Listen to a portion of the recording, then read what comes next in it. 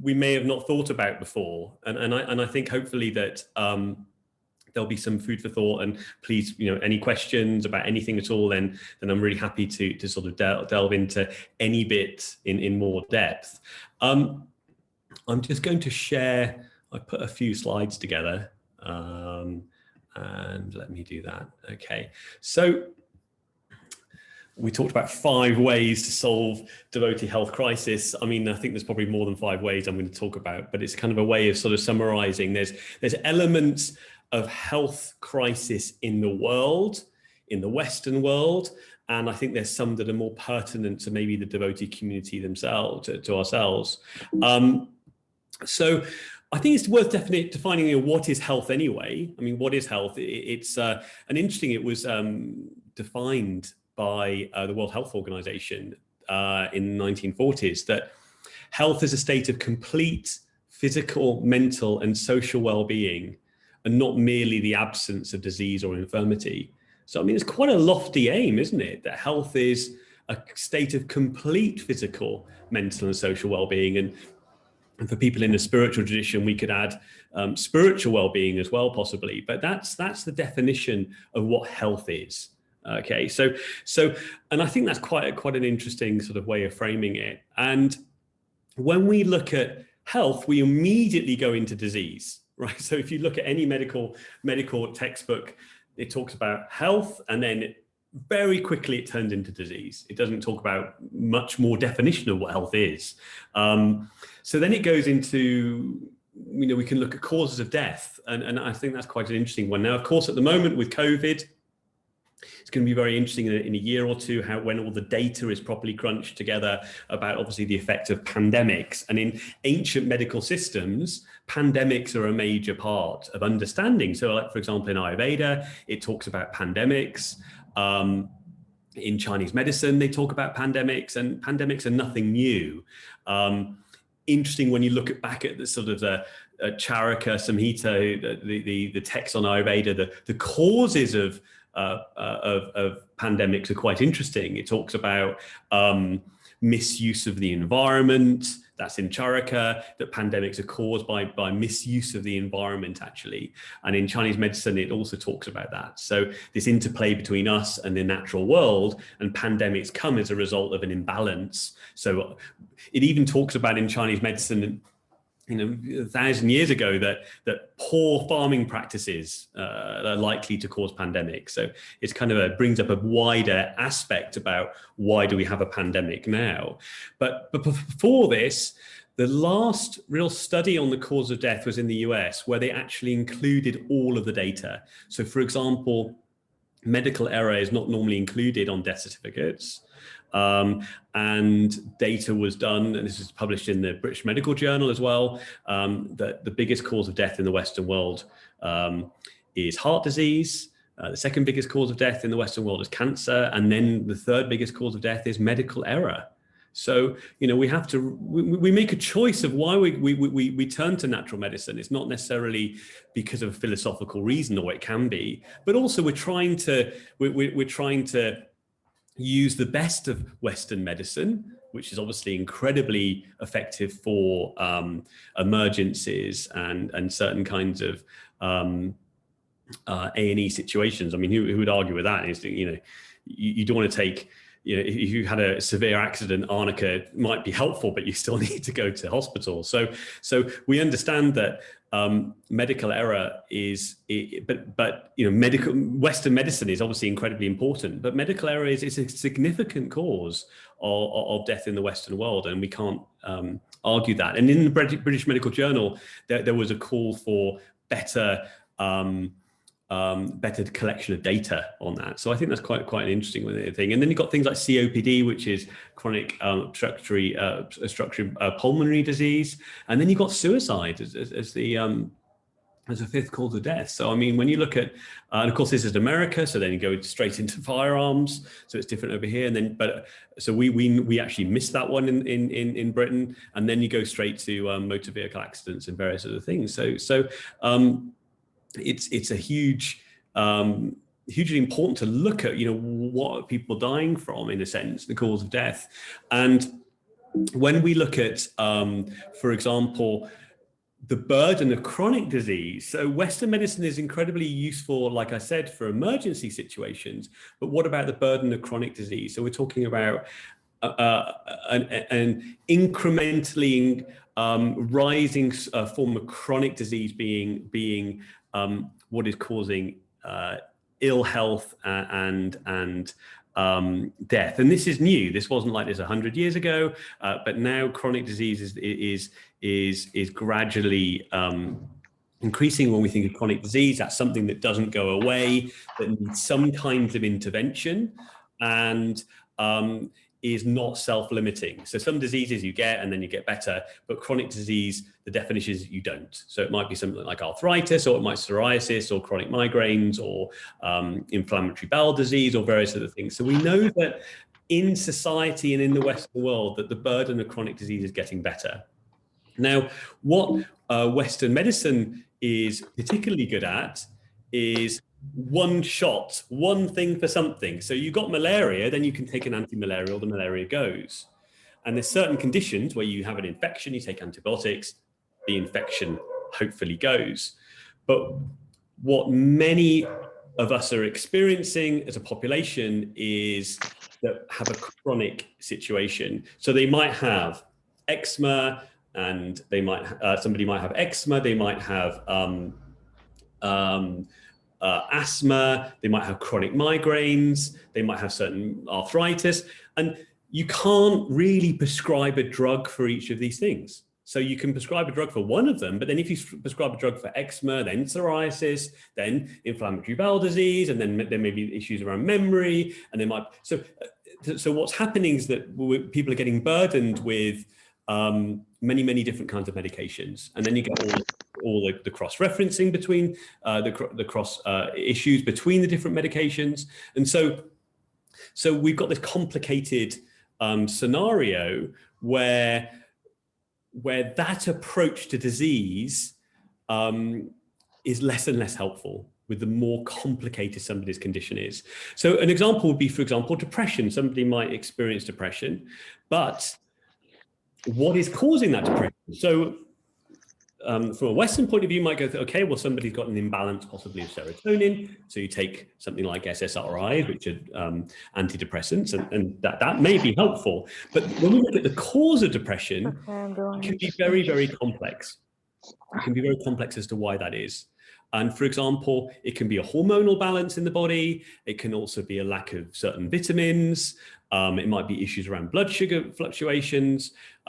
Somebody might have experienced some kind of trauma in their life, lack of essential fatty acids in their diet, the nutritional deficiencies, imbalances in the bacteria, toxicity somebody's been exposed to, imbalances in the endocrine system. So the expression of an illness, the symptom of an illness, doesn't necessarily tell us what is causing it, and we have to kind of dig a bit more deeply into why someone is experiencing some kind of condition. So depression is maybe the diagnosis, but the cause of it can be multifactorial, and then it gets kind of complex.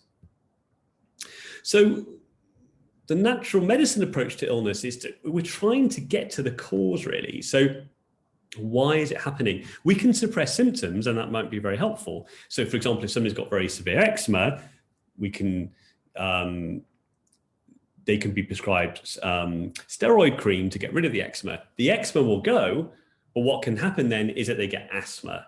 So you're getting rid of one condition, and then we're producing another one. And that happens very often with children, for example, that when I treat children and they've got asthma, it's often they've been given steroid cream on their skin because they've had eczema as a kid, and rather than the cause of that being resolved, maybe diet or some kind of allergy, that then the eczema then goes somewhere else. And of course, this has been observed in natural medicine for thousands of years.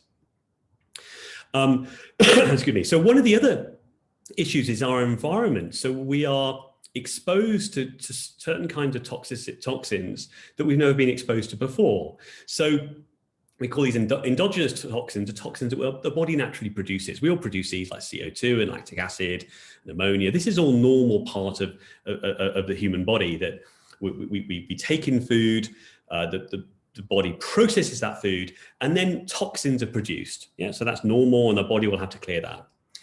However, what we're having to do now in a way that is more difficult is that we're exposed to what we call exogenous toxins, so things in our environment in a way that we've never been exposed to before. So there are thousands of chemicals, man-made chemicals, that have been made in the last 50, 60 years, and we have never had the opportunity as human beings to be able to adapt to that and to deal with that. So we've got things like exhaust fumes and pesticides and industrial traffic pollution and cleaning products and heavy metals and all these kinds of things. So, you know, when we think about something like Ayurveda, an incredible medical system, but often it will talk about very subtle things like, oh, you know, you shouldn't have too many tomatoes, and you've got to eat, you know, this food at this time of day, and it can feel sort of very subtle in many ways. Whereas as a clinician that I treat with my patients, like, I'm seeing things that have never been written in Ayurveda, you know, like things like exposure to chemicals and toxins, and it can be often those reasons, and is why that natural medicines or Ayurvedic approach, for example, isn't working, is because simply people are have got a burden of toxicity that has never been seen before. And for example, the plastic crisis. So when dealing with couples with fertility, you know, the average 20-year-old male has a sperm count that is a third of what his grandfathers would have been, for example. So we know that as nature, that as the burden of environmental toxins are occurring, that it's affecting fertility.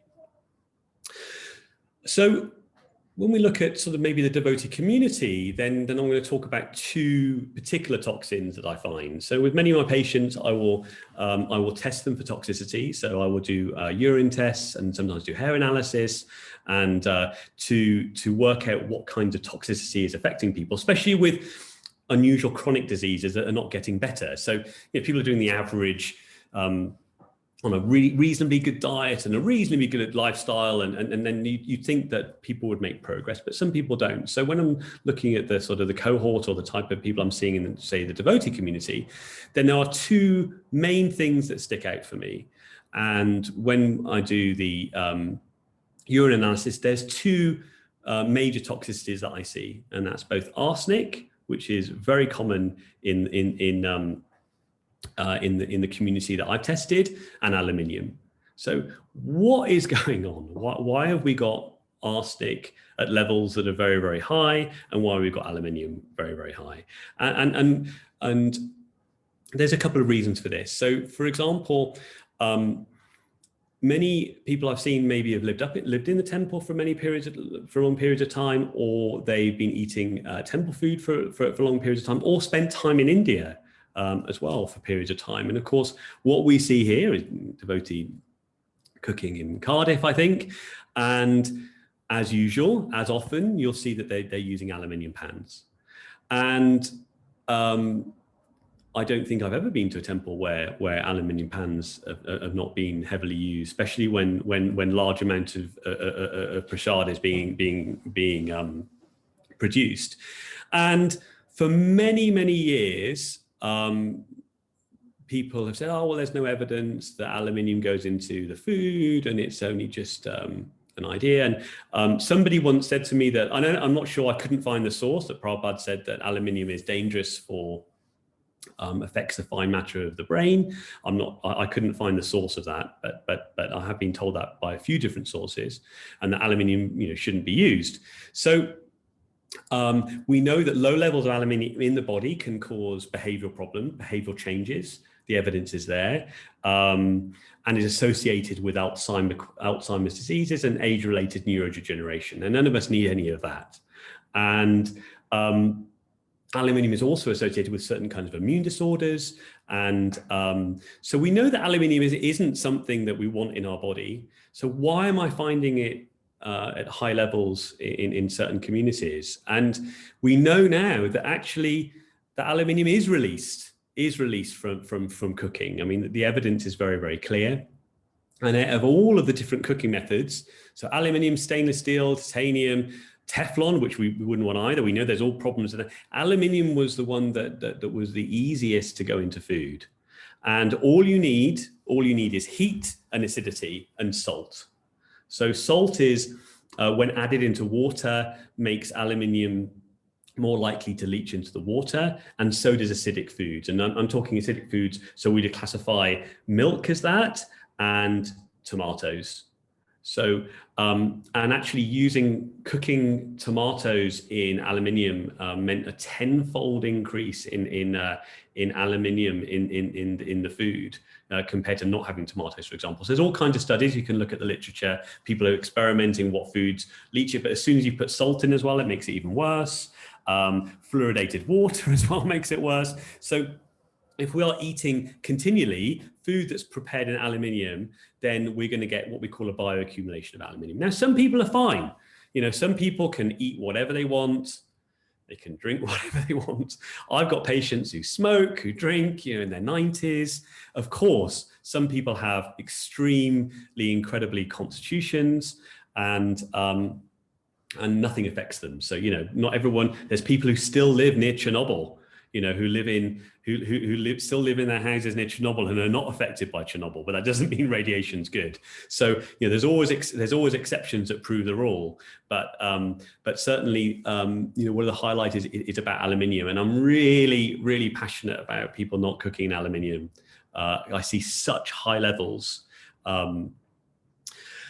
The other one is arsenic. So where is arsenic coming from? What is going on here? Now, we know that arsenic is probably one of the most deadly poisons in the world. If you have when you think of schedule poisons, you've got plutonium, you've got mercury, you've got arsenic. They're all incredibly high on the list. Arsenic, of course, is used as a rat poison, and arsenic was used around the world for many years as an insecticide. So in India, it was used extensively. In America, it was used extensively. And also some areas of the world have arsenic in the soil. And of course, the areas of the world where arsenic is very concentrated in the soil is West Bengal and Bangladesh, and also in some areas in America. So how are we getting this? We're getting it through rice. So not only is the arsenic in the soil, but also arsenic-based pesticides have been pesticides, yes, have been used as well. And rice, arsenic has an affinity to water. It's quite interesting. So wherever there's water, arsenic will be pulled out of the soil into water. So as you grow rice, you're flooding the plains of you're flooding the rice fields, and in places like West Bengal have incredibly high amounts of arsenic. And this is bioaccumulating in us, and it causes, I don't see acute arsenic poisoning, that's not what's happening, but I'm seeing people with really strange conditions, like odd stuff. And I'm like, why is that? And they've had blood tests and like medical tests, and they don't know what it is. And we know that chronic arsenic, so then I'll test for things like arsenic, and if I find it, then we go, okay, well, that's going to be a significant factor, and it can relate to diabetes. Arsenic is one of the biggest factors to triggering heart disease. So when you think of the population group of, for example, South Asian population groups, so India and places like Sri Lanka, higher levels of tendency towards heart disease anyway, and then you add something like arsenic into it, it's going to increase it. Now, in America, they did some studies, and they said, well, don't worry, we'll do some studies on arsenic, and we'll find that basically, as long as you only eat it twice a week, it's not a problem. So one portion, literally one cup twice a week, that's fine. Then you're just in the limits of having not too much arsenic. Okay. But when you think about it, if you're thinking about vegetarians, you're thinking of then it's likely that people are having rice more than twice a week. And so it's going to get more depressing, don't worry. So but I will come up with some solutions. So you thought it was bad, it just gets worse. So arsenic, so I'm seeing them testing people's hair, testing people's urine. I'm seeing particularly in vegetarians, which is like the horrible irony. People often choose vegetarianism because of, healthy eating and various other things, not necessarily because of the spiritual or even ethical reason. And I'll find it increased levels of arsenic. So there's ways of cooking rice, of course, where you can actually dramatically reduce the amount of arsenic. But these cooking methods don't necessarily match with what the devotional community would want to do. But I'm going to explain it, for example. So if you cook rice, even if you wash rice, you're not going to get rid of the arsenic if you wash it straight away. And you may get rid of some, but I think it's a couple of percent. One of the ways to reduce the amount of arsenic in rice is to soak it overnight in water and then pour the water away the next day. Now that will reduce about 10 to 20% of the arsenic because remember, arsenic has an affinity to water, so it will come out. But the other way to do it is to boil the rice, not to dryness. So obviously when we cook rice, traditionally, you add a certain 2 parts to 1, or depending on which method you do it, and you'll boil off all the water and the rice becomes all fluffy and lovely. But unfortunately, the arsenic burden is going to be high. So if you boil the water in more dilute, so for example, they did studies on 2 to 1 and 5 to 1 and 10 to 1, you can dramatically reduce the amount of arsenic in the water. Now, is it going to matter once? No. Is it going to matter, if you have it once a week, you're going to have Maha Prasad or something like that. It's not going to make a difference. But this is not what happens. People are going to often be eating rice every day. So there are ways to decrease it. And you have to, for example, they did studies on 2 to 1 on brown and white rice. Interestingly, brown rice meant that you didn't absorb the arsenic as much. So white rice makes it highly absorbable. Brown rice doesn't. And I know there's a debate between should we be eating white rice, should we be eating brown rice? But that's we can argue that one out.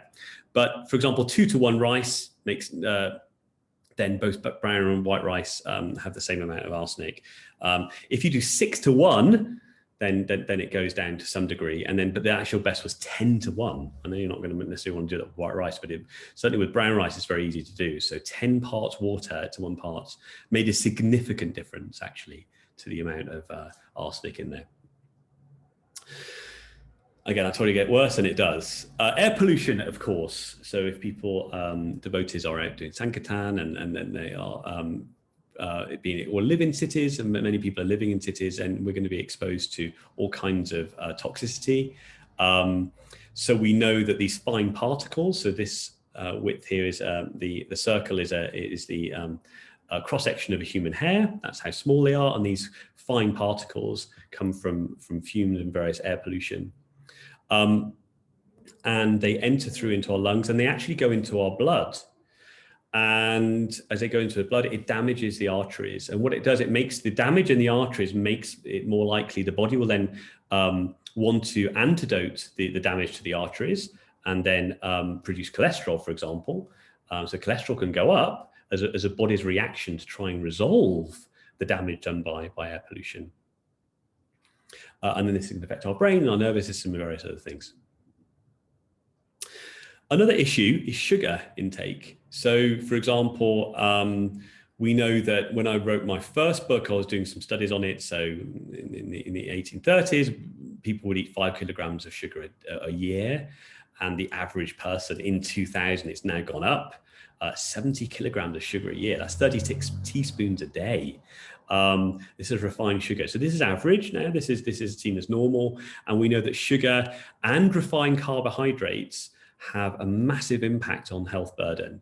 So, for example, white rice gets broken down into glucose. And if anybody's diabetic, they know that a cup of white rice can be equivalent to some people as 10 teaspoons of sugar. So we know that white rice is a huge challenge. And what happens when we eat white rice is that we eat carbohydrates, we get this glucose. As the glucose goes into the body, the carbohydrates get broken down. The body has to produce something called insulin to regulate it. Now, if that's constantly being challenged, then the body gets tired. The body goes, well, there's no point doing this anymore. And you get insulin resistance. And so the insulin is not as effective anymore. The problem with this hyper levels of insulin is that it causes massive amounts of inflammation. And so, and what happens, the body gets tired of this whole mechanism, and it's something called insulin resistance. And this is a problem for people eating a high carbohydrate diet. So, and it causes excess weight. It can cause cardio changes. It can cause issues about putting on weight, for example, elevated blood sugar. Then it causes a sort of the classic scenario: slightly high blood pressure, elevated triglycerides, and then people get issues with sleep apnea. For women, it disturbs hormones and increases the likelihood of strokes and various other things. So it's a pretty depressing picture of what happens when we refined carbohydrates.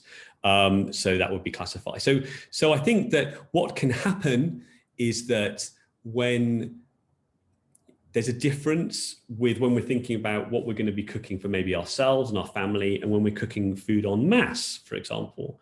So there's an economic issue about cooking food en masse. So obviously carbohydrates, food very high in refined carbohydrates are cheap to produce.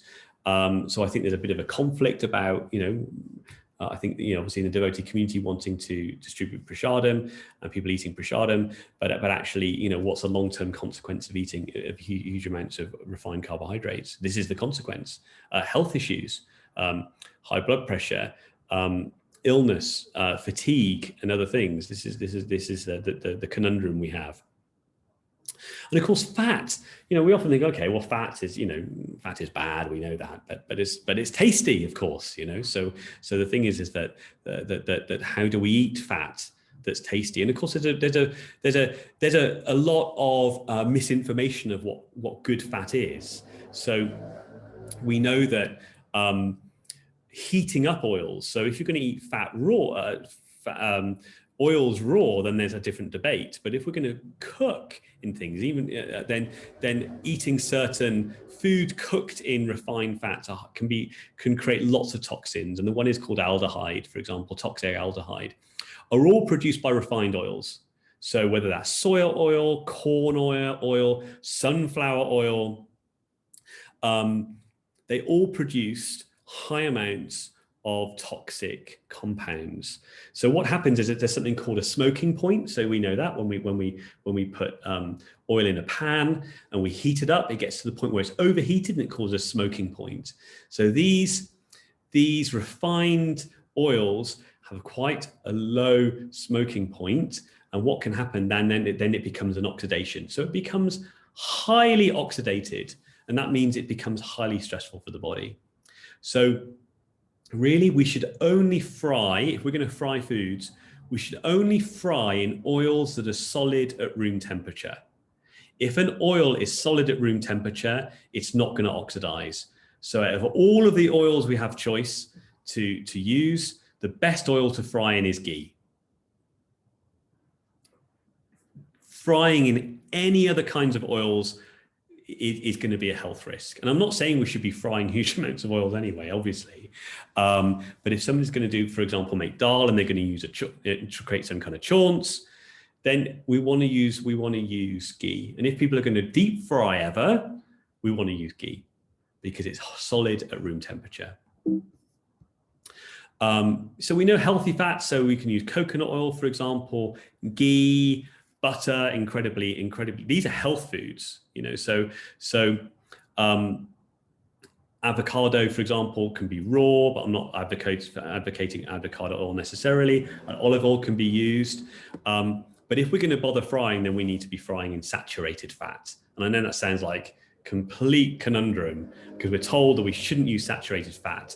But what I've noticed is that when people have history of cardiovascular disease, it's not because they're using ghee, it's because they're using soya oil and vegetable oil, even worse. So I think the temples, there's an opportunity for the temples to go back to original principles. The original principles is of ghee, and ghee is expensive, and that's a clue. We shouldn't use much of it to fry. We don't need to be eating a lot of fried oils, but if we're going to, we're going to need to use ghee. So nutrient deficiencies, so certainly around vegetarian populations, vitamin B12 is incredibly common unless people are taking supplements. B12 is actually produced by microbes, of course, and the microbes are And everything's so sterile anymore, all the time. So everyone wants sterile environments, and even more so now.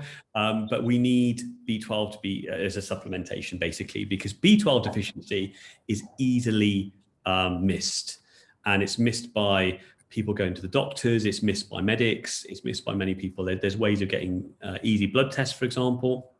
But the kinds of symptoms are joint pain and weakness and illness and feeling tired, and more seriously, psychosis, mental health issues, depression. And when it's more serious, then you get issues of it mimicking things like MS. So people are even diagnosed with multiple sclerosis, and in fact, it's a B12 deficiency. And this is a particularly virulent in vegetarians and vegans. It's also in other population groups that people eat other protein sources, but it's particularly prevalent. And a study was done on Hindus in Britain, and 95% of them were vitamin B12 deficient. And I think that was done in Leicester. The other problem as well is a vitamin D deficiency. So vitamin D deficiency is incredibly common. In India, up to 99% of the population is vitamin D deficient. So the hotter the country, often the more vitamin D deficient people are, which is extraordinary.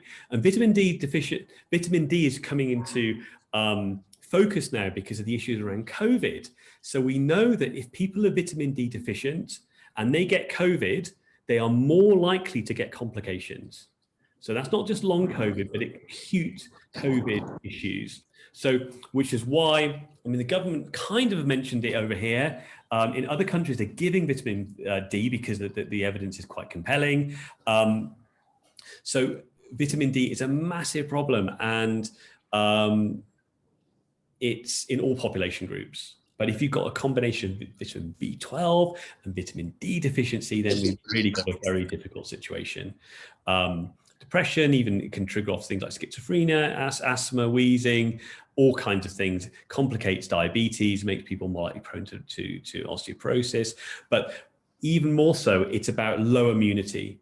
So vitamin D and immunity is so intrinsically linked, and a common deficiency for people to look at.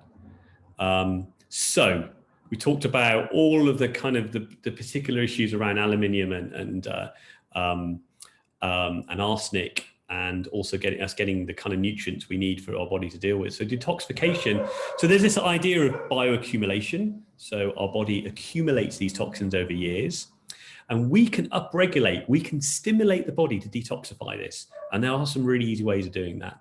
Now, the liver is responsible for most of our detoxification.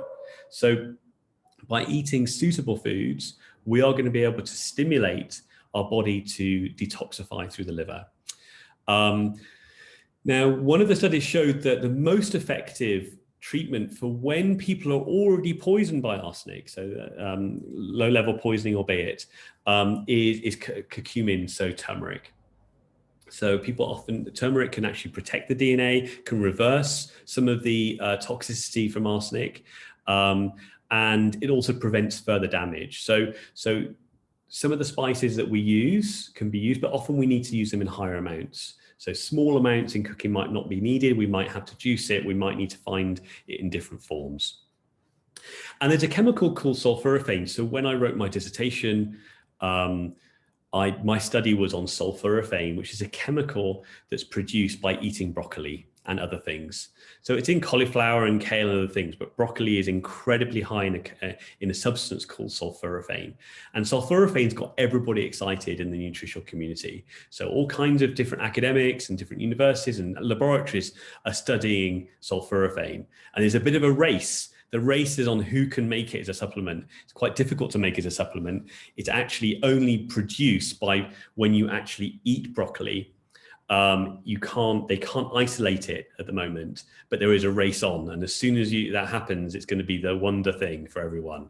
But broccoli and broccoli sprouts, when eaten, produce something called sulforaphane, and it's incredibly powerful sulforaphane. We know that, for example, and one of the research I did was on broccoli sprouts, and that by consuming broccoli sprouts, you actually urinate, you pee out chemicals that you've been exposed to through air pollution. So in China, they're doing studies on it, giving people broccoli sprouts in like juice and various other forms, and then they test their urine. And when they test their urine, they found benzenes and aluminium and all these kinds of chemicals as a result that have bioaccumulated in the body. So it's one of the ways to detoxify our body from all these different things is by having broccoli. And there's studies, there are numerous studies on it as an anti-cancer agent. And we know that if we, for example, cook broccoli with small amounts of mustard powder, so the broccoli, there's lots of different ways, and that might be for another talk, because I can literally talk for hours on broccoli. Because when I did all the research, it was actually quite interesting. But for example, there's ways that you can cook broccoli that will increase sulforaphane. And one of the ways is if you cook broccoli, like you steam it, and you add mustard powder. We're only talking about half a teaspoon of mustard powder to broccoli when we eat it. It can increase the amount of, when you eat it, the amount of sulforaphane by sometimes 20-fold. It's incredible.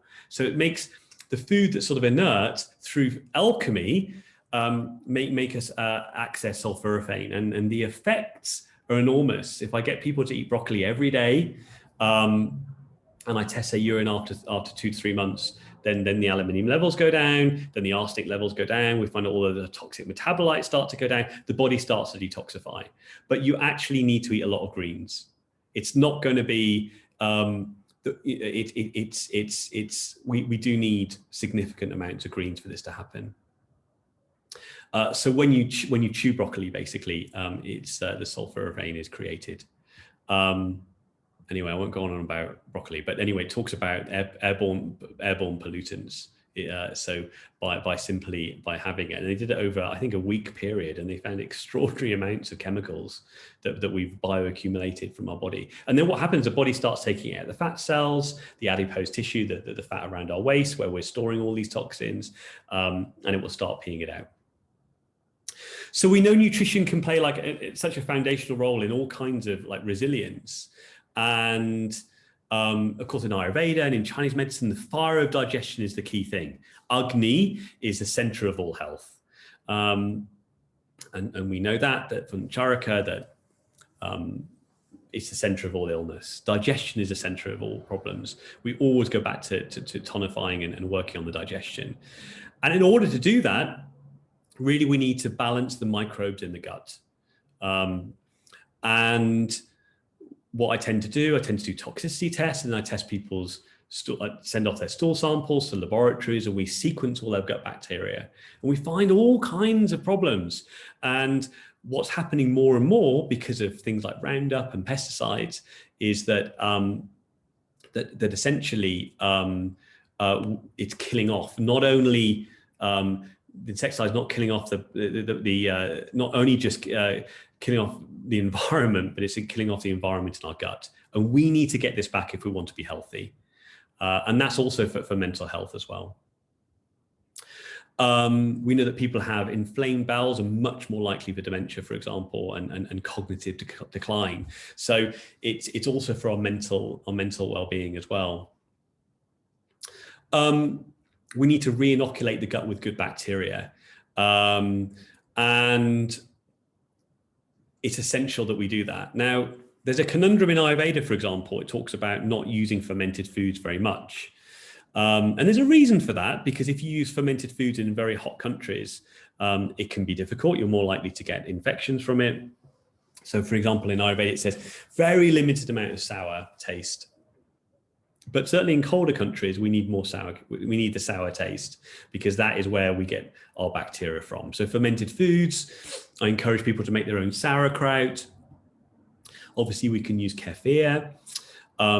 Traditionally in India, Italy is fermented food. You only need to do it they only ferment it for 12 hours, and it's incredibly fermented. It's not going to happen like that over here.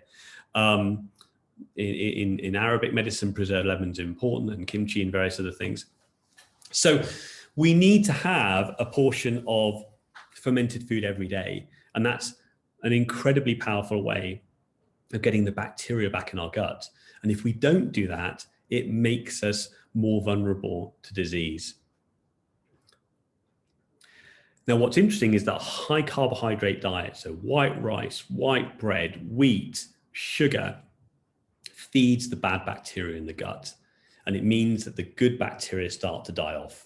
So when I analyze the gut samples, we can see the kind of diet somebody's eating simply by the gut bacteria there. Excuse me. So really, more vegetables are needed. The fundamental rule for my patients is half a plate should be vegetables. Not potatoes, they don't count. Not rice, not pasta. That's not a Mediterranean diet. Pasta and pizza, vegetarian diet is not going to work. It really needs to be half of the plate needs to be greens.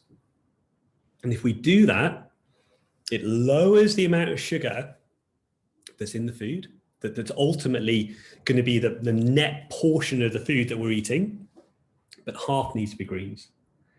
And that will help us detox. It'll keep the blood sugars down, and it will also help balance the bacteria.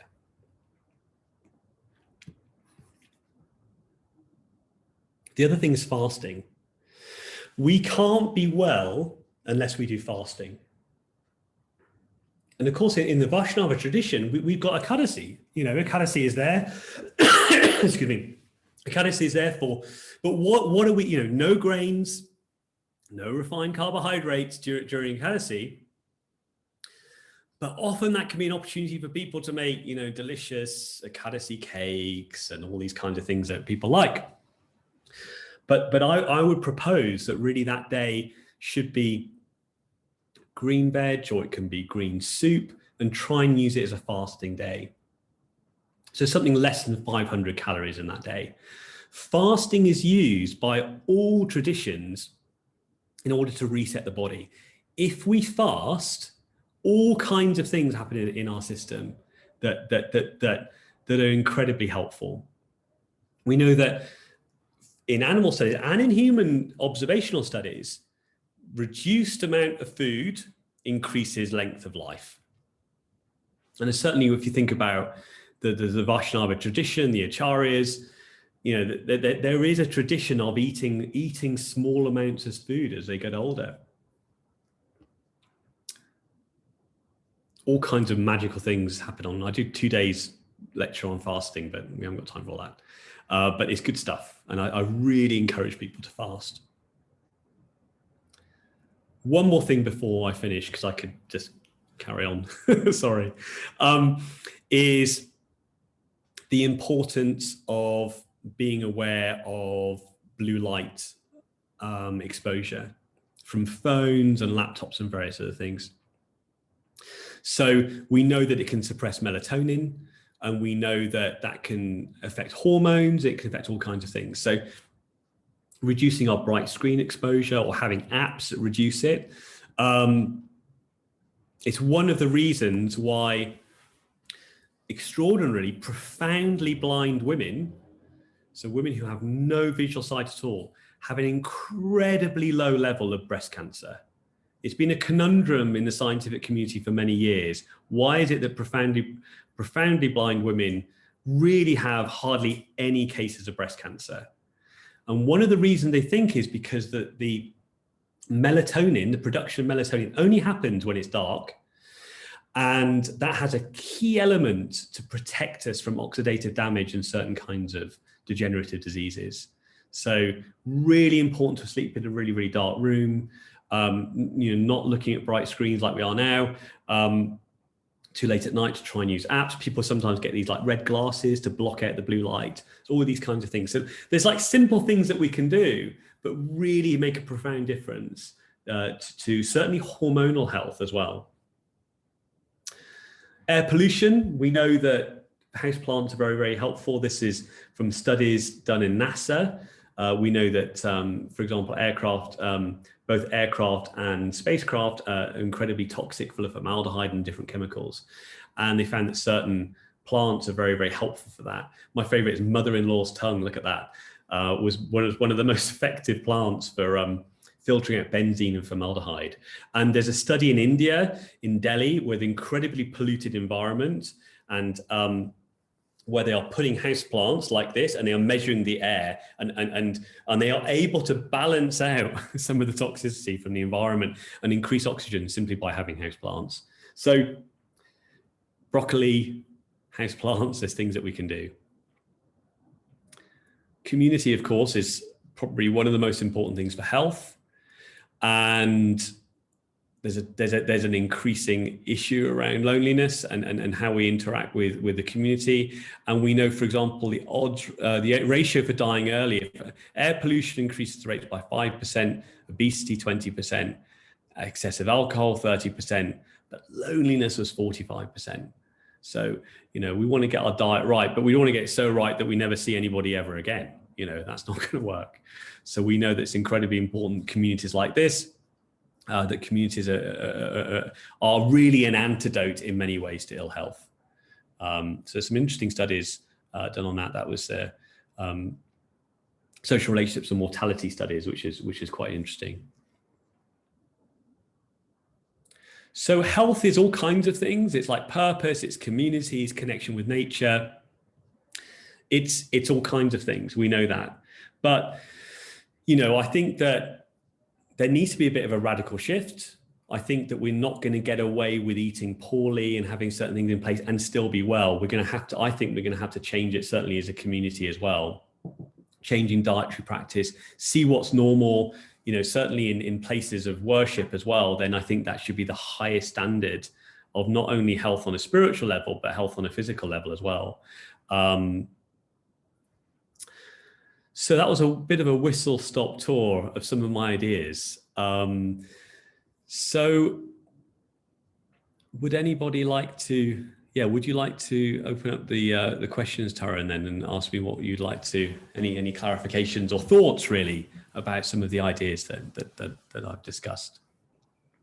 Yeah, sorry, actually, let me shut the window for 1 sec, because sometimes the bird sound is quite loud. Those birds, I know, they're menaces. I saw a massive heron fly out of my garden the other day, but that's another story, slightly off topic. Been very puzzled about this heron. Yeah, firstly, I want to thank you for a really informative, interesting talk.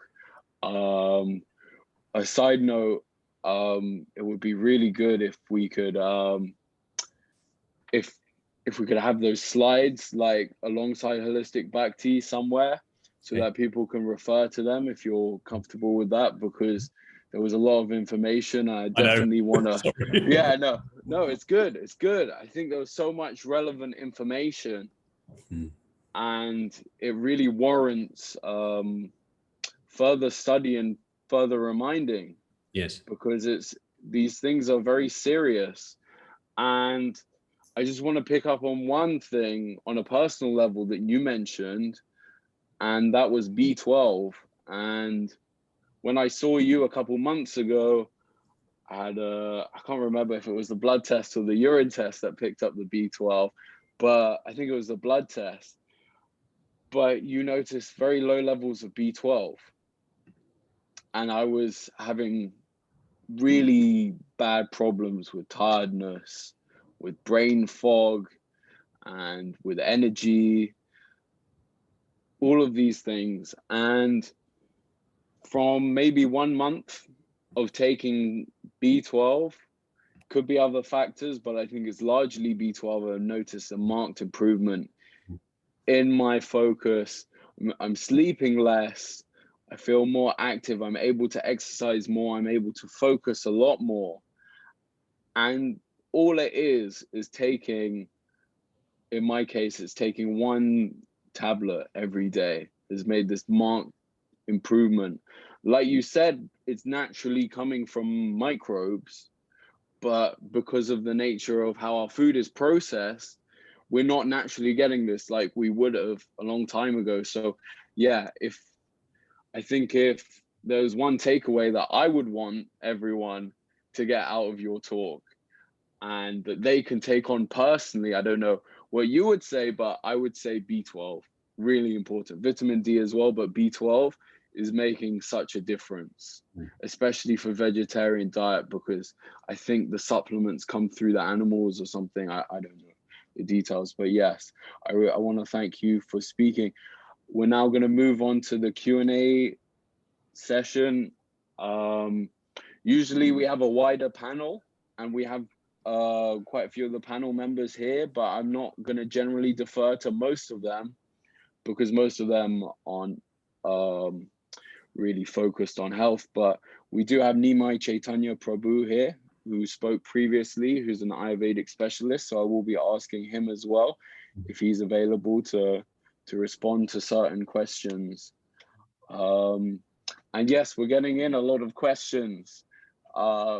Many questions. I'm sorry, I'm gonna have to apologize in advance. I'm not gonna be able to ask all 18 questions. But just because we have so many questions doesn't mean that you can't submit even more questions, because if I like your question, I will pick your question. You say 18 or 80? Not 80, not 80. If it was 80, we'd have to get we'd have to get someone in the background organizing it. It's gonna be pretty hectic. Okay, so I want to ask one. Okay, let's see. Sorry, there's many great questions. I want to ask a couple brief questions that are clarifications on things that you've spoken, and then we can go into questions that are maybe wider. So the first question is, how much broccoli a day makes a difference? Yep. So really good question. So it's more about how it's prepared rather than quantity. Okay. So for example, a cup of broccoli. So studies are often done in America. So a cup of broccoli would be like this. If it is chopped up and left for an hour before cooking, then the sulforaphane becomes oxidized, which in this case is a good thing, and it's preserved through cooking. So sometimes I say to people, look, chop it up, leave it in the fridge. In the evening, if you're going to stir fry it, or you're going to steam it, or you're going to make it into a soup or whatever, it will increase the broccoli. Because my study was on how do we increase sulforaphane in food. And if you chop it up and leave it and then cook it, it's like 10, 20 times more sulforaphane. So broccoli sprouts were incredibly high, but you had to sort of chomp on them, and so you could add them into salads.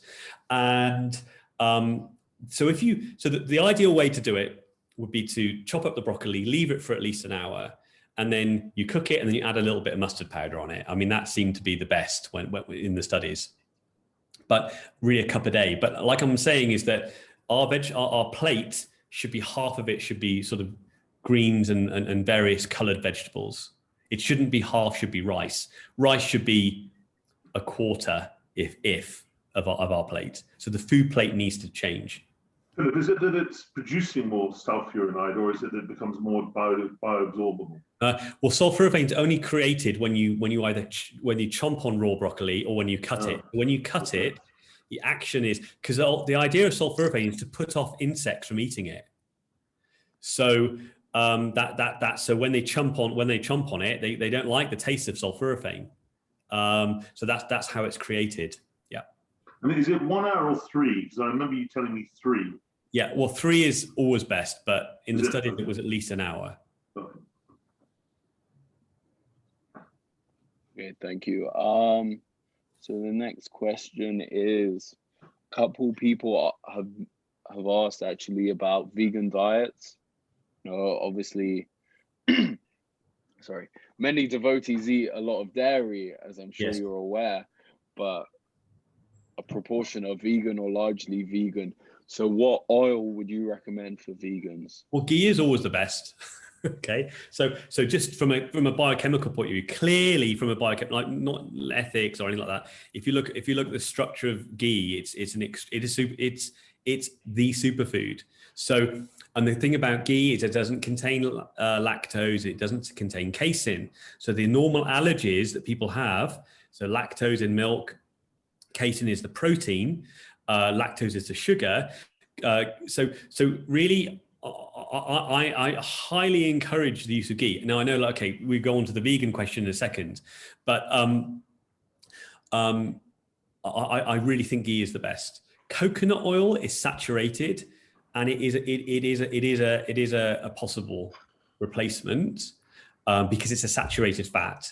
So you could use coconut oil, but coconut oil is very cooling in Ayurveda. Well, depending on you look at Ayurveda, Ayurveda has different ideas. But in Chinese medicine, coconut oil is for cooling, ghee is warming. Rice is already cooling anyway. We're living in a cold environment. So too much coconut oil will shut down the digestion. But if people really don't want to take ghee, then coconut oil is an alternative. Okay, thank you. So yeah, I'm going to move on to more general questions. I mean, there might be some more that are more clarifying things that you've asked about. But yeah, I'm going to also ask Nimai Chaitanya Prabhu to respond. So a really important question, it actually relates to something you touched on, which is, where was it? Yes. How do you break the cycle of addiction to sugar? Yeah, so we know that sugar is highly addictive. So in the studies, I know it's rat studies and we're not rats, but it's interesting that, you know, when there was an alternative to things like cocaine water and sugar, and all kinds of different studies have been done on, for example, rats and sugar, then the rats will always choose sugar. We know that it's highly addictive because you get this carbohydrate. The carbohydrates break down, you get this sort of increase in glucose, and that's a highly addictive sort of wave that's very difficult can be very difficult to break. The way to do that initially is to crowd out your diet with more vegetables. So fruit is another issue, right? I think fruits are really overrated. I think that we should be eating things like blueberries and berries, but we shouldn't be eating, like, you know, massive amounts of not in the West, mangoes and tropical fruits that are not, because when a fruit is ripened on a tree naturally, the sugar content is differently than when it's being artificially ripened. So, for example, bananas are artificially ripened with ethylene oxide, so it creates a very high amount of sugar. So you could start with having like some fruits, but berries. Yeah, start crowding out your diet with more veg. So rather than thinking, oh my God, I can't have sugar, let's just have simply more vegetables, and having more protein. So whether that's nuts or legumes or more dal or various other things, and then gradually weaning it off. Or when the people I see that are ill, we haven't got time for that because they've got serious illness. It's cold turkey and it takes 5 days. And after 5 days, people are like, they're off it.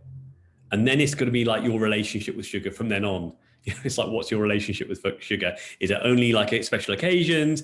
Is it this and that? But really, sugar is for example, like in the studies in areas of the world, Kuwait has the largest amount of non-alcoholic liver cirrhosis in the world. There's a massive problem in Kuwait with liver cirrhosis, and that's caused by drinking fruit juice. It's simply caused by excess fruit juice. So fruit juice is not really, you've got no fiber in it. It's going to cause a peak in blood sugars. So we have to be drinking water and herb teas and various other things. So it can take a little while. And then there's an emotional detox when you don't have these highs and lows. Then emotionally it can be like, but actually once we're off sugar, we're much more regulated emotionally as well. So crowd it out with good stuff first. Thank you. Crowd it out with good stuff. And vegetables. That's really good advice. Nimai Chaitanya Prabhu, if you're available, I'm not sure you are, but if you are, do you want to add anything?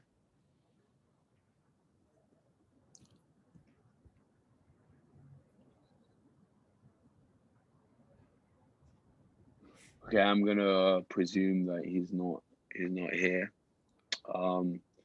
And yeah, we'll just move on to the next question, or he can let me know later if he can join in. Okay. So the next question. Okay. So some follow-up questions based on this. Is stevia as a sugar replacement a good thing or bad thing? So stevia it's probably the least of the worst things, but the problem is that the brain, in the studies, the brain, if it's eating something that tastes sugary and you don't have the calorific increase that's related to the sugar, you will naturally eat more as a result unconsciously. So people have artificial sweeteners tend to eat more carbohydrates. So you can't trick the brain into it. So in Ayurveda, in Chinese medicine as well, you have to have a full array of tastes. So,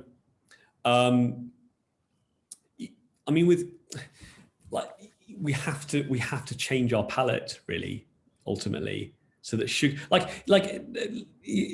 Ayurveda, it talks about, one of the sweetest foods is like, I think, maybe it's Chinese medicine, is like pumpkin is like the sweetest thing possible. It's like we've just gone to the next level of like sweetness and refined white sugar, and it's if you come off sugar, like refined sugar properly for a period of time, and then you have sugar, you'll eat it, you feel it's like incredible high, and then you have to go to bed. You have to sleep it off. And that's what it's doing to various parts of our body, when we're eating sugar. So, stevia is a possible, but there's no free lunch in that sense. It's going to get us at other times. Interestingly, for example, from a weight point of view, eating breakfast, we all burn the calories from breakfast much more efficiently than calories in the evening. So the idea of having a bigger breakfast is absolutely right. And, even the timings of food have various different things. But yes, stevia, occasionally, of course, but we'll want to eat more. And someone else is asking about natural sugars like cane sugar and honey and agave syrup. Agave syrup, it's all just sugar. If somebody's diabetic, and a lot of people have these like monitors now for diabetes, right? So you can monitor their blood sugars until they'll experiment, and they won't find any difference really. Interesting. They'll all peak the blood sugars up. Obviously honey, if it's raw, is much better and it has minerals and things like that, but mass-produced honey. I have somebody I know who is responsible for measuring honey. So honey that comes into the UK, he has laboratories and he tests which is honey. And he was like, most of it isn't honey. It's sugar syrup. So we have to really know that the honey is from somewhere local. We should have honey from somewhere local, and small amounts, of course. But we're all wanting to find a hack, aren't we? A way to try and still have sugar. And I get it. We all want sugar. We all want it. We're all addicted to sugar. It's part of the human condition. And that's okay, but it will just make us sick if we have it all the time. Does xylitol belong in the same group as? So xylitol is an alcohol. So it's an alcohol that, and again, you just eat more sugar generally. It's okay occasionally, like you want to make a cake and you don't want to, of course it's fine, but it's, again, we'll just end up eating more sugar ultimately, or refined carbohydrates, starch, sugar, kind of the same thing. Sorry, because that will trigger us to do so, or because xylitol itself is that? So xylitol is not a sugar, it's an alcohol, so it tastes sugary, but you'll still want to eat more refined carbohydrates after you've eaten it. Because it will trigger the craving. Yeah, because that sweet taste stimulates the body and thinks, where is it? Where's the calories? Where's the calories? And then it has to find it. So, right. Yeah. Sorry. Just telling us how it is. We've got to cut down on that sugar. I think actually when we were speaking personally beforehand, to tie this back in with devotees, you were saying that your personal experience staying in temple and being served cake for breakfast. I know. It's just something that we've just got to reduce. And like you said, you see with the acharyas that they are very restrictive with their diets. Obviously, we know prasad is prasad, and then we get spiritual benefit from taking prasad, but we're also told in the first verse of Sri Upadesha Amrit, Nectar of Instruction, how that we have to control the urge of the tongue, and that how it's so imperative for our bhakti. We see in other places as well that we are very careful of the urges of the belly as well, the tongue and the belly. I think they're linked in that first verse. So yeah. And that's why fasting is so powerful, because it's hard. It can be hard, but also the body gets used to it as well. And we can't eat, a refined carbohydrate diet, a high carbohydrate diet without regular fasting. It's just it's going to cause problems. Interesting. On a personal level, I wanna ask about fasting, and this again links back to B12. Every Ekadashi, and I don't really fast Ekadashis right now, although I have done in the past, I found it really difficult. I found Ekadashi lately for the last maybe 6 months or maybe longer, really, really tough. But in the last month or so, or month or two, when I've been taking more B12, I don't think I found it as hard. That's right. Do you think there could be a link there? Totally. So the body doesn't want to fast when it knows it has nutrient deficiencies. It doesn't want to do it because it's still hunting, it's still searching for nutrients. So there's this idea of needing to tonify and detoxify. So once we have some of the nutrients in there, then we can fast with much more ease. Yeah, that's interesting. That's really interesting. And I actually felt that because naturally I have been good at fasting. I come from a Jewish background. I'm sure many of you know that. And we fast a lot in Judaism. We do full fasts. And actually, since the age of 11, I've been doing full fast, 25-hour fasts. I always used to be very good at doing these full fasts. I wouldn't really have so many problems, more than maybe my older brother, even from that young age. So latterly, when I found that even if I am eating on Ekadashi, when you have that restricted diet, maybe I haven't cooked so well, I'm just eating potato with cheese, which I'm really trying to not do for Ekadashi anymore. I'm just found this deficit, and I think it's that B12. I think I've really seen that difference. So again, we should be able to have a day without food and water, and we should be able to do that. That's like a sign of metabolic health.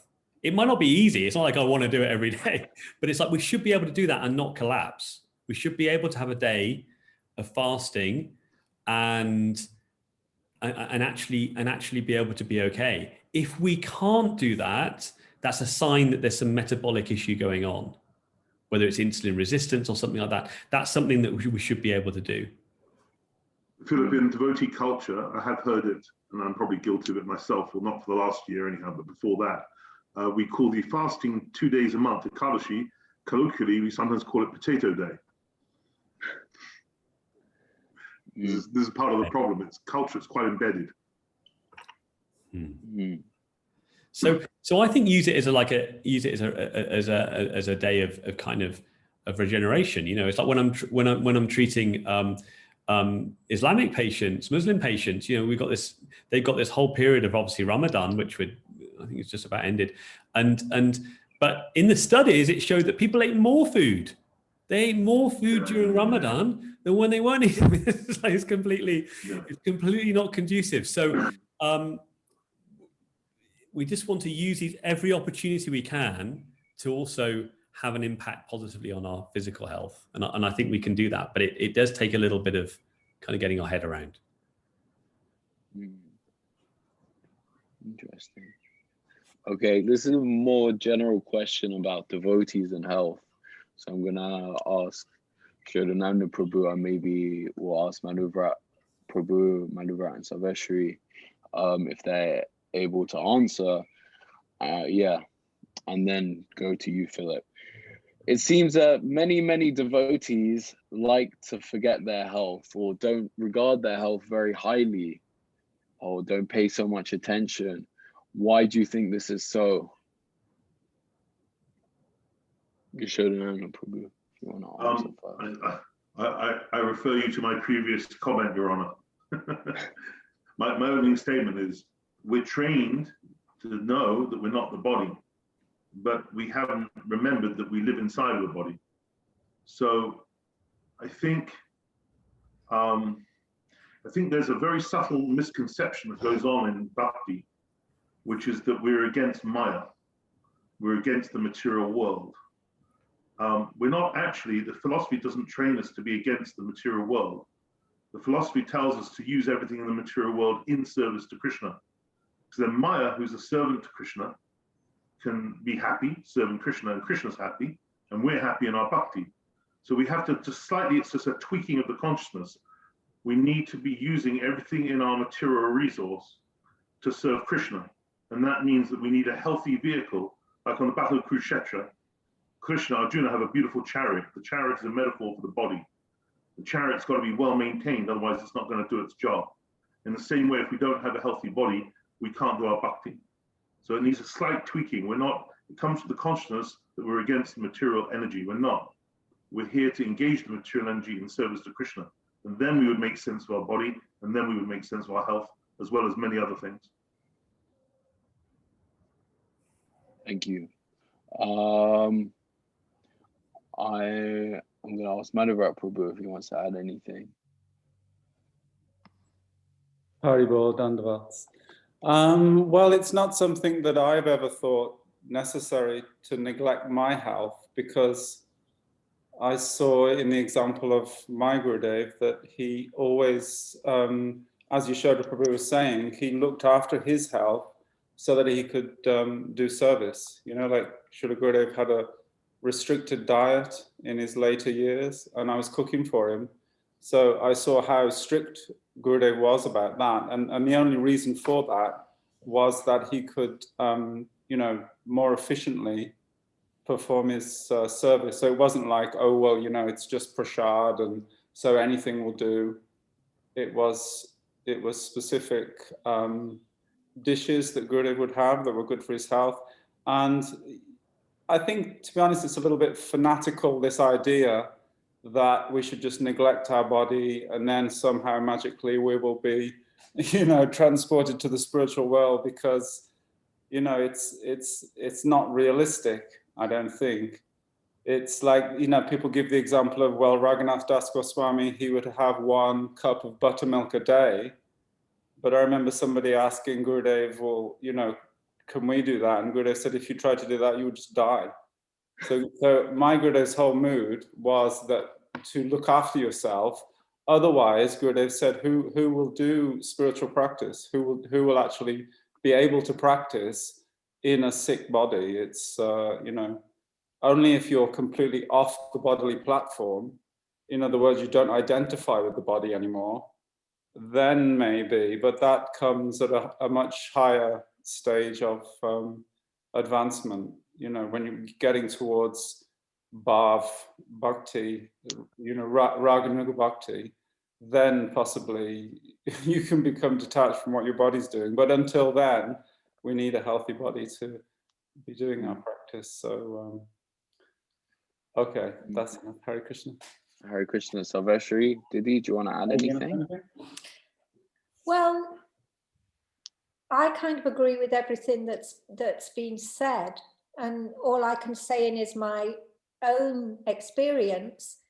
I'm very selective in what I eat in the temple, because I haven't eaten sugar for 20 years. And so I turned down an awful lot of the prasad that's offered, because I know my body does not like sugar. So I, you know, I've never really prescribed to the theory that because it's prasad, it's good for me. So I'm always selective in what I take. And I've seen, you know, what is offered in the temples, and my body couldn't take that. day after day. Only Krishna can digest that. So Every day. yeah. I just wanted to say as well, Philip, that was a wonderful presentation and really fascinating. Yes, thank you. Thank you so much. Thank you. Yeah. Thank you. I mean, maybe I could add one thing to that, is that I suppose most people don't often think about their health until they get ill. So I think there's some of that going on. I mean, you know, you can get away with things for quite a while. I mean, people can get away with things for years and never think about it. You know, the only people lifting boxes properly are those who've already had back injuries. Nobody else thinks about it. So I think there's a lot of that goes on. And maybe if people have started a tradition or joined a spiritual tradition quite young, quite healthy, you can kind of go for quite a while. I mean, I get people who have terrible lifestyles on all kinds of things and all kinds of different communities, and they don't think about it at all until suddenly they go, oh my God, I just had a heart attack, or, you know, I've had a stroke. Or so I think that it's kind of it's kind of indicative of a bit of maybe of the human condition, in a sense that we don't really want to solve something until it's a problem as well. Philip, I want to claim a slight handicap in that. I don't think it's a human condition. I think it's particularly a male condition. We have an amazing capacity for not all of us. So excuse me if I'm insulting any men here, but a lot of guys, and I'm included because I tried to crash my car for many years, metaphorically. Especially if we have innate strong bodies, we're just in denial of mortality, and we're in denial of these things until it hits us like an SUV coming right into our faces. I don't know what it is in the male psyche, but we are a little bit, we're behind you ladies, that's for sure.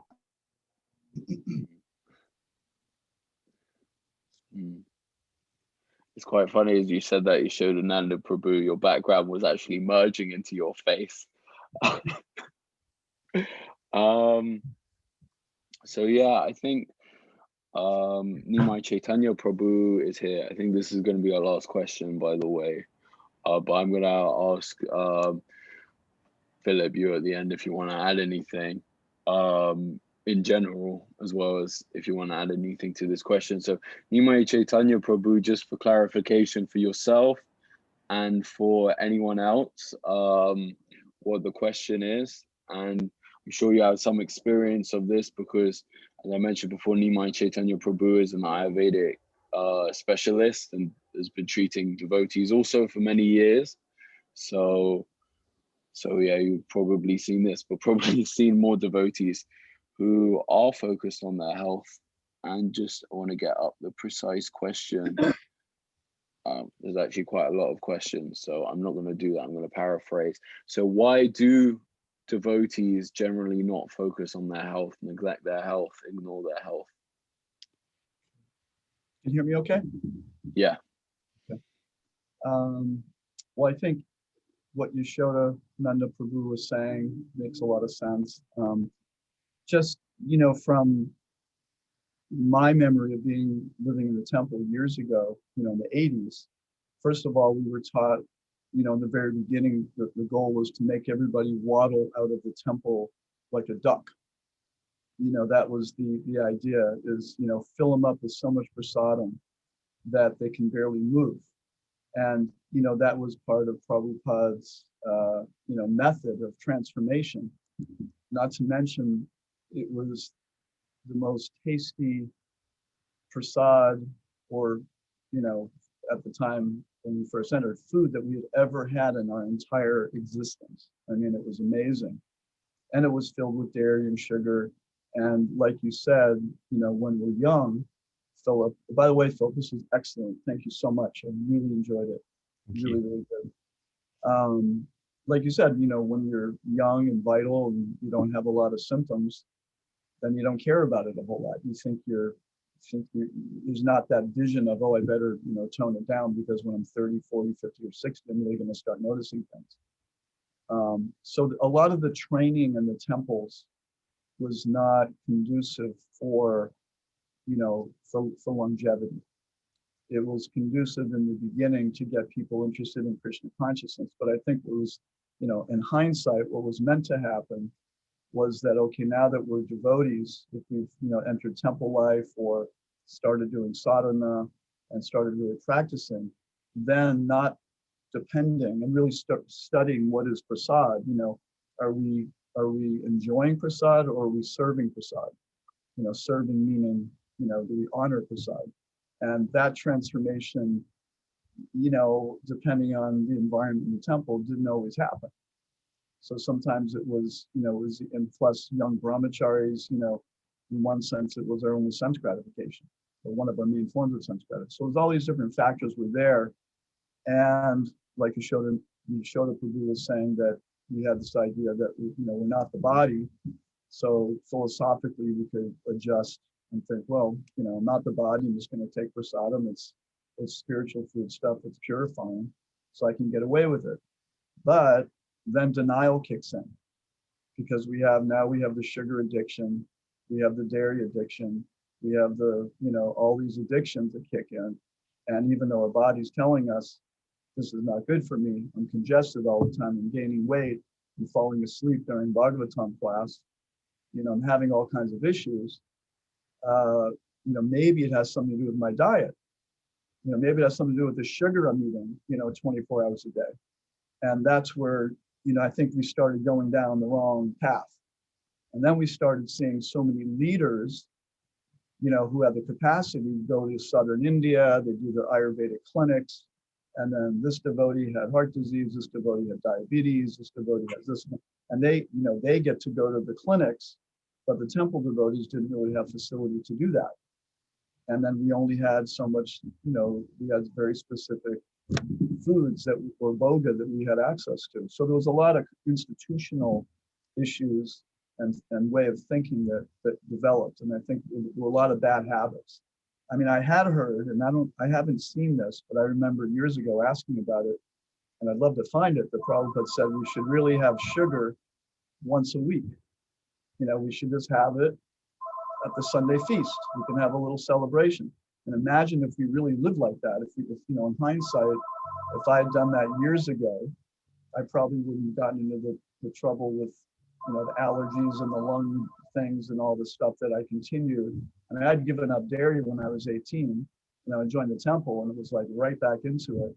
And I was constantly congested and had lung issues and things like that. I had to be really careful.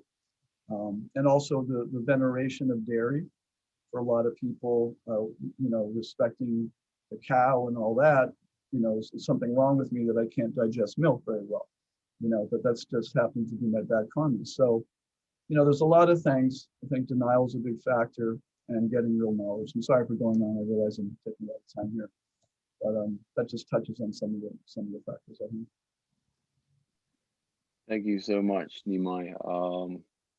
Yeah,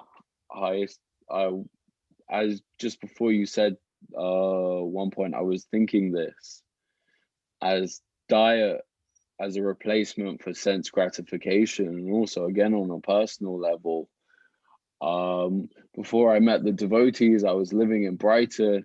I was smoking a lot of weed, or marijuana, whatever you want to call it, in your colloquial slang, from wherever you are. I was smoking a hell of a lot of weed, and I basically cut that out in 3 to 6 months, from maybe smoking almost every day to not at all. And I replaced that with different, sense gratification from food. One of those things was chili, although I didn't eat an excessive amount of chili. I was eating more chili, but sugar and sweet things, and like you say, carbohydrates. Personally, having ADHD, I'm hearing from my ADHD coach, who's also a nutritional therapist or something of the like, that people with ADHD have a predisposition towards carbohydrates and sugar. And also I've subtly noticed a lot of devotees seem to have some ADHD traits, and ADHD is seen as a spectrum. So without confusing things, we have to be careful of addiction, not just to sugar, but also carbohydrates, specifically processed carbohydrates, as Philip mentioned. But yes, just to sum up what you said, that thing of replacing one addiction with another, having that addiction. So yeah, I just want to ask you, Philip, if you want to add anything to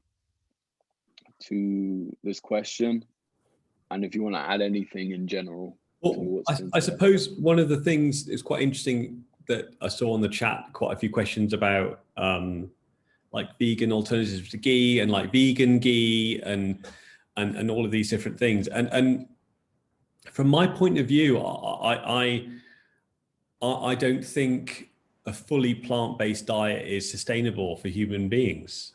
I don't. And I think that, I know that's quite, might sound quite extreme, but that's from 20 odd years of practice and doing a master's degree in nutrition. And I think that we do need some animal fat.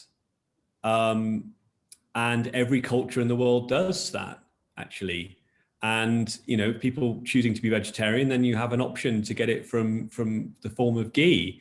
Now, that, I know that's not necessarily popular at the moment. You know, I'm not saying veganism is, in a sense, is bad, but from a purely health point of view, when I'm testing people's essential fatty acid levels in their blood and their ability, that I actually think we do need a small amount of saturated fat.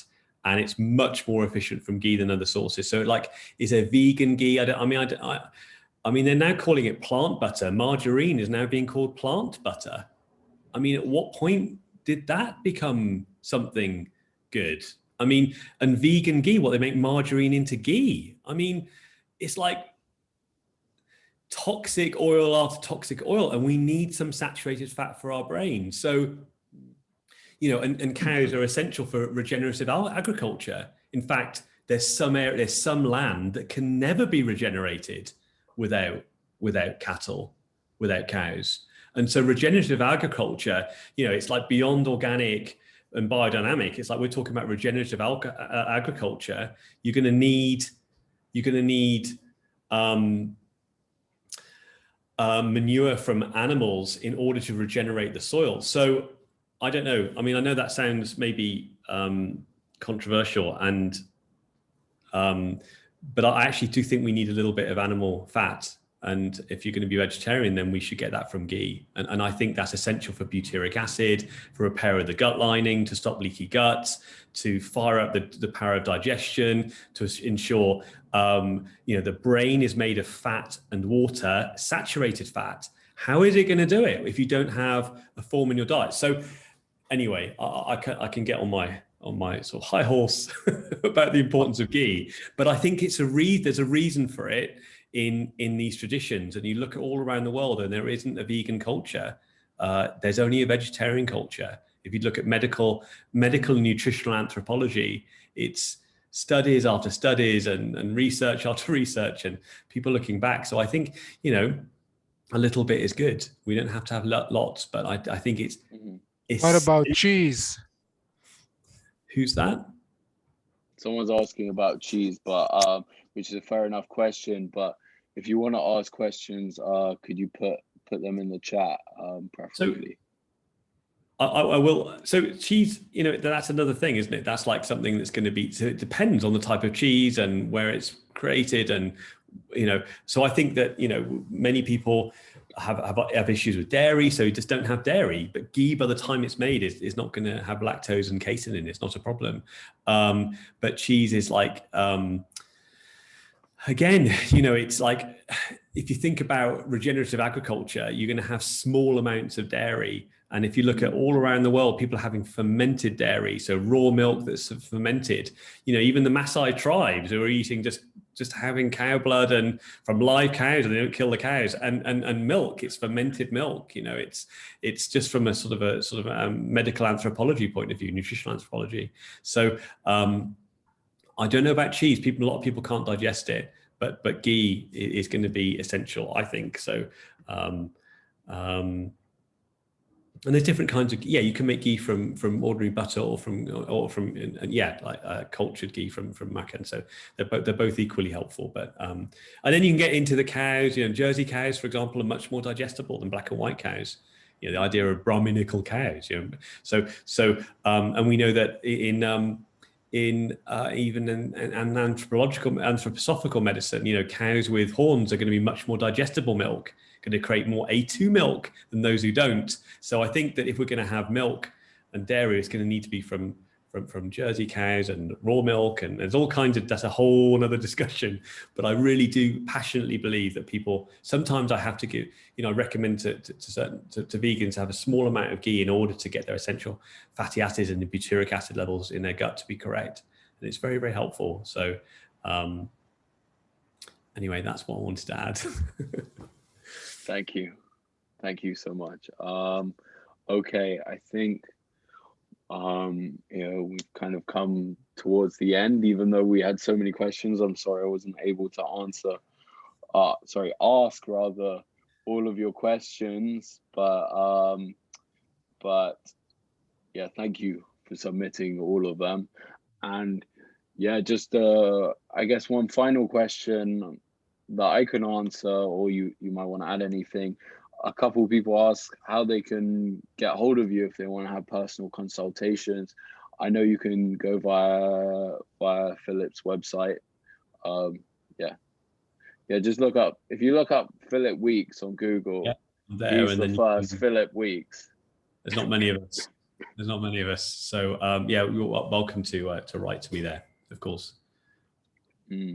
So yeah, I want to say thank you so much for taking your time, taking so much time, Philip, to come and speak to us all. I know personally from booking, trying to get an appointment with you, that you have an incredibly busy schedule, have lots of young children. I think I heard a dog in the background at some point as well. So yeah, I'm very grateful that you came and spoke, and I thought it was really interesting. I was also reflecting on the aluminium pan that I cooked a massive kitchery in last weekend to feed a whole load of devotees, and just thinking about that. Thank you. It tasted good, but we might have to source an alternative pan. But yeah, I want to say, I think some of these points are really essential. And again, on a personal level, look around my house, we can use it next time. Hey, Prawn, you're not on mute. Okay, wait, I'll mute you. Okay, don't worry. Sorry, surprised we haven't got more of those.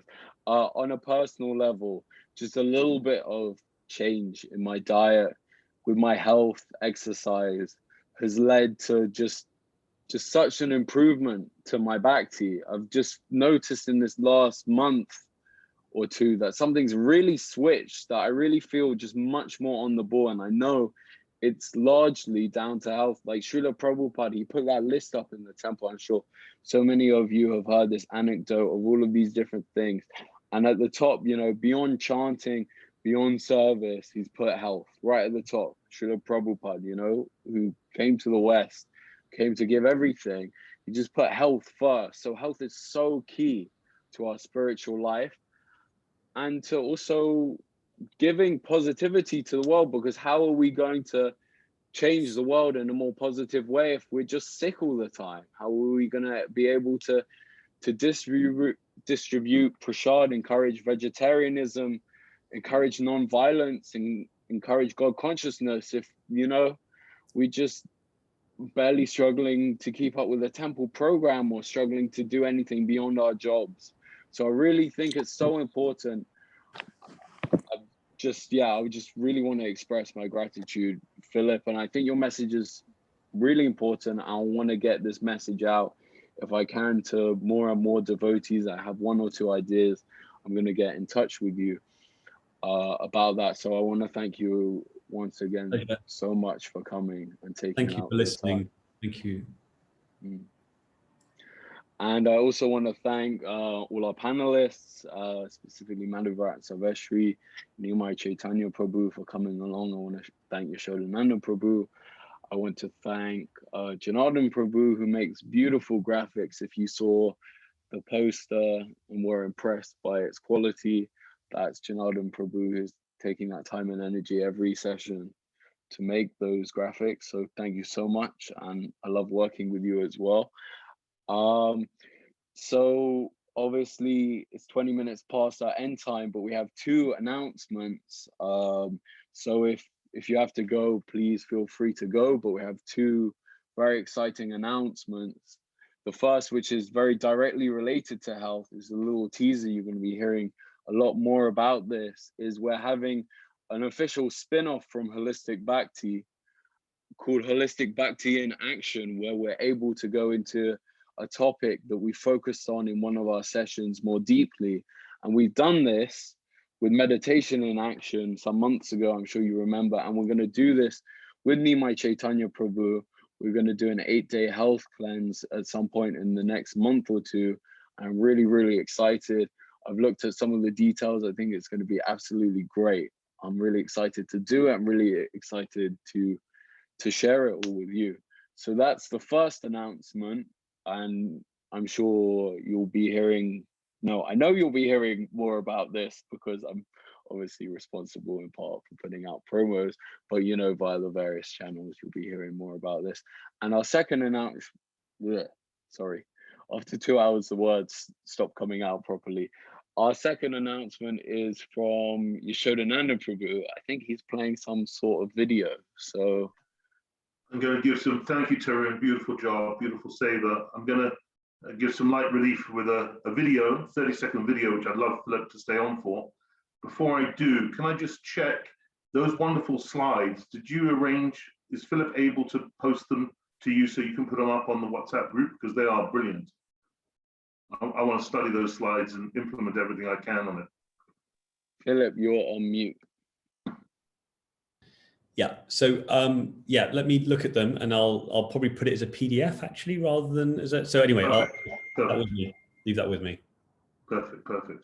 And Philip, a bit cheeky on my behalf, but I'm very worried because I've gone vegan and obviously, or plant-based, and you've talked a lot about veganism, and I eat a lot of the butter made out of organic shea nut. Is that okay? Yeah, so it's again, it's fine, but I would say a little bit of ghee.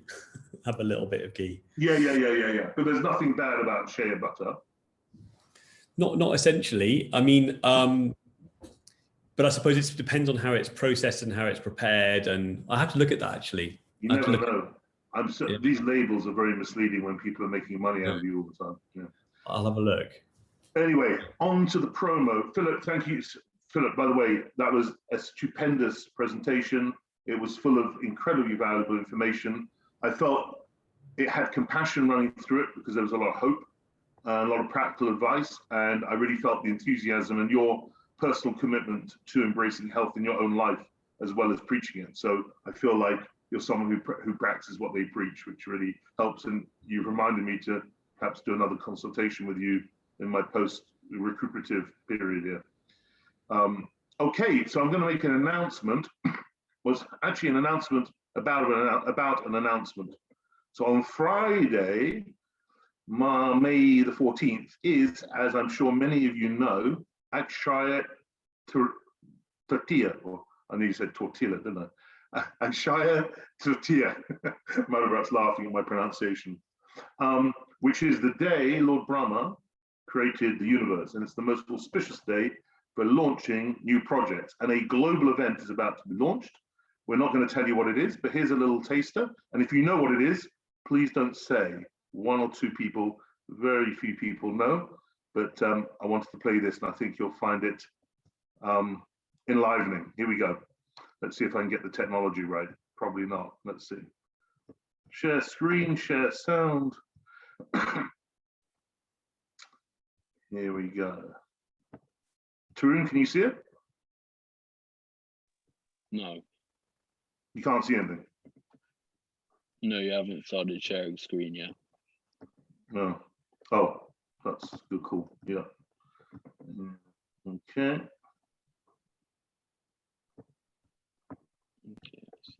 Can you see it now? Yeah, do you want to put it full screen? Yeah. Okay, there here we go. So, ready? Can see it all? Yep. Let's go.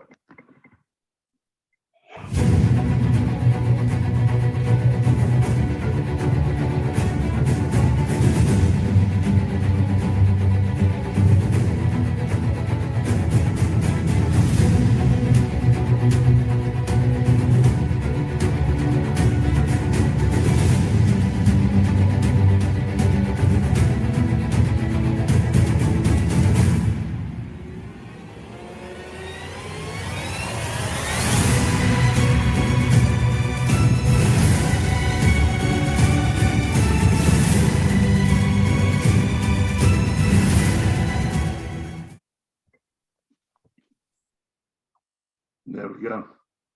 Oh, very exciting. I can see a few smiling faces. It will all be announced on Friday.